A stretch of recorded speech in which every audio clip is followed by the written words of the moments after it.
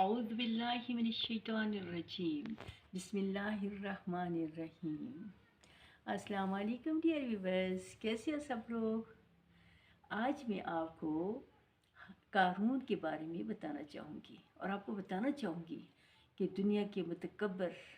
غرور و تکبر سے بھرے ہوئے لوگوں کو جب اللہ ان کی رسی کھینچتا ہے تو کیسے انہیں زمین بوس کر دیتا ہے۔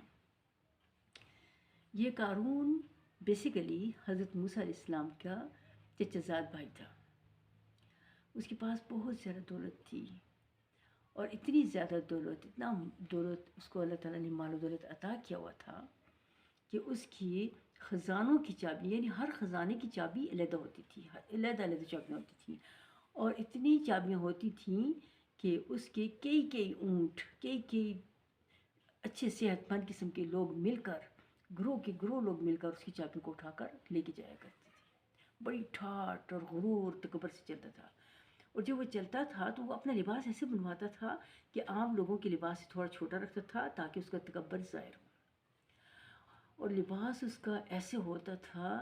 کہ دنیا اسے عرش کرتی تھی دیکھ کے۔ اسی طرح سے اس کے کئی لوگ، نوکر آگے، کئی پیچھے، کوئی ادھر ادھر اس کے ساتھ چل رہے ہوتے تھے، وہ بھی زبردست قسم کے لباس میں، جو دنیا دار لوگ بعض انہیں دیکھ کر کہتے تھے کاش ہمارے پاس بھی ایسا لباس ہوتا، کاش ہمارے پاس بھی دولت ہوتی، یہ قارون کی طرح کتنا امیر ہے، ہم بھی ایسے امیر ہوتے۔ جب وہ ایسی باتیں کرتے تو ان کو علماء کہتے کہ نہیں، ایسی باتیں نہیں کرو، دیکھو یہ تو دنیا کی خوبصورتی ہے، اللہ تعالیٰ ہمیں ہمارے صبر کے بدلے اور ہمارے ایمان کے بدلے سے بہتر بدلہ دے گا۔ بہرحال اگر اسی قسم کے علماء اس کو سمجھانے کی کوشش کرتے، جب اس کا تکبر ان کو نظر آتا اس کو سمجھانے کی کوشش کرتے اور کہتے کہ دیکھو قارون، تمہارے اپنے نفس کا بھی تم پہ حق ہے، تمہارے والدین اور بچوں کا بھی تم پہ حق ہے، تمہارے ہمسایوں اور تمہارے رشتہ داروں کا بھی تم پہ حق ہے، اور دنیا کے باقی لوگوں کا بھی حق ہے، مسکینوں غریبوں کا، ان کو بھی دے دو، تمہارا مال نہیں کم ہوگا، اتنا زیادہ مال ہے۔ لیکن اس کے وہ آگے سے کہتا، وہ تو کس چیز کو مانتا ہی نہیں، تو کہتا تھا تم لوگ ایسے مجھ سے چلتے ہو،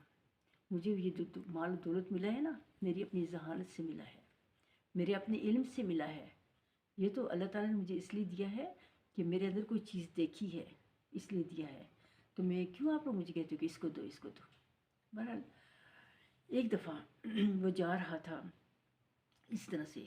تو لوگ بڑا اس پہ رشک کر رہے تھے دیکھتے کہ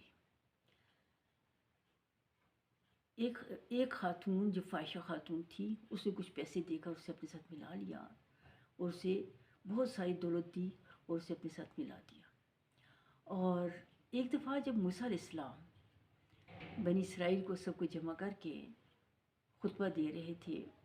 بحث فرما رہے تھے، کہ خاتون باقی فائشہ خاتون آئی اور آ کر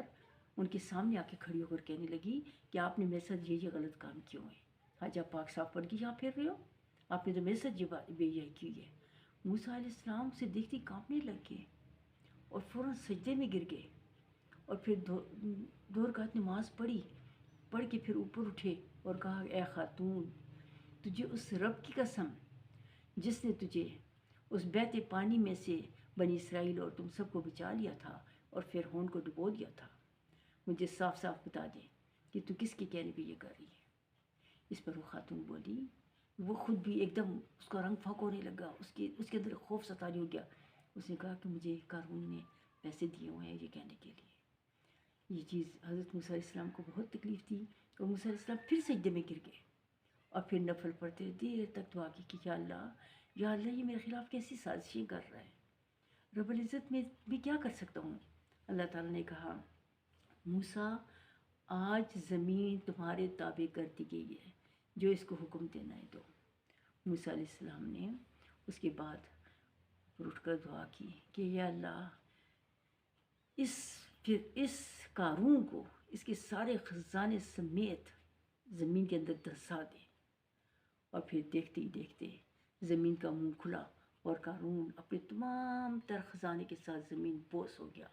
اور زمین کے اندر دور تک اس کا کوئی پتہ نہیں چلا، غائب ہو گیا۔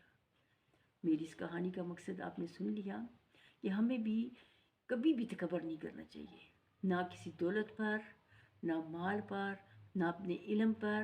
نہ ہی اپنی خوبصورتی پر، کیونکہ ہر چیز اللہ کی دین ہے. ہمیں ہر حال میں اللہ کو یاد رکھنا چاہیے. ڈیئرس، اگر آپ کو یہ ویڈیو اچھی لگی ہو تو آپ مجھے میری اس ویڈیو کو لائک کیجیے گا، سبسکرائب کیجیے گا، اور کمنٹ باکس میں